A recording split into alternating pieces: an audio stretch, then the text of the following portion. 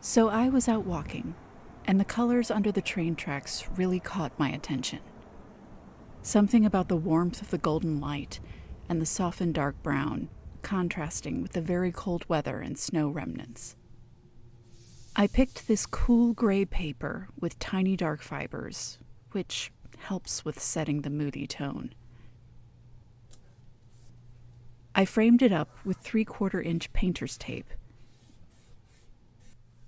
then loaded up my porcelain palette with a variety of acrylic paints. But let's start with the watercolors. I'm underpainting first with pearl white. It has a bit of warmth to its shimmery white. Then I'm going in with Payne's gray. I like how the bluishness of this takes the temperature way down. Next up is really the main color I wanted to capture from under the bridge. It's neither black nor gold, but creates this shimmery, muted, cool-toned beige that is truly unusual in its dimensionality. Now I'm ready to bring in that warmth with iridescent gold fine and a touch of iridescent bright gold fine. I'm using both because the bright gold will add just a touch more warmth than the regular gold on its own. It's time to bring in some carbon black. I love how very opaque and deeply black this paint is. The fluidity of this one is really great for quickly dabbing out more detailed shapes and blending with other pigments. The other thing I really like is the satin finish after it dries down. I'm bringing back in more of the Payne's gray here to deepen the underpainting and bring up more of that cool tone. Now I'm brushing on some Chinese white watercolor to dull down certain parts of the gold sparkliness and make it look slightly more creamy. Next up is Micaceous iron oxide. I wanted to capture the grainy asphalt-stained snow with this paint's gritty and chunky texture. When it dries, it leaves a cool, almost blue sparkle finish.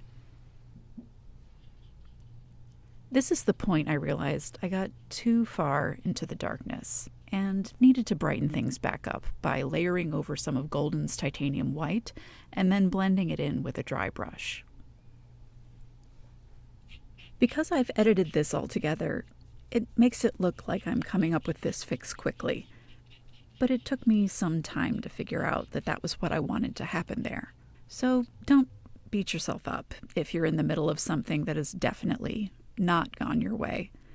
Maybe get up and stretch, or make some tea. You'll figure it out. I wanted to get another layer of carbon black in for a deeper darkness. It was around here that I noticed things were really heading in an 18th century sublime direction. I like how this is turning out to be almost like a landscape. But that wasn't exactly what I planned when I started.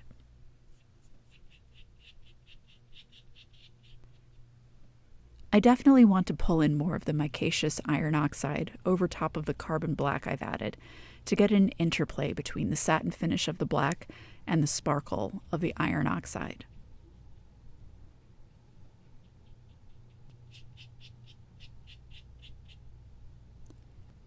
That looks about done to me. Let's move the palette out of the way. And now I'll slowly peel away each of these strips of painter's tape.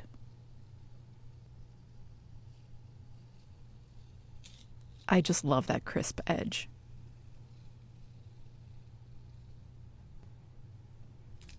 So here's the finished palette. I think the shimmer really captures my feeling about that underbridge space.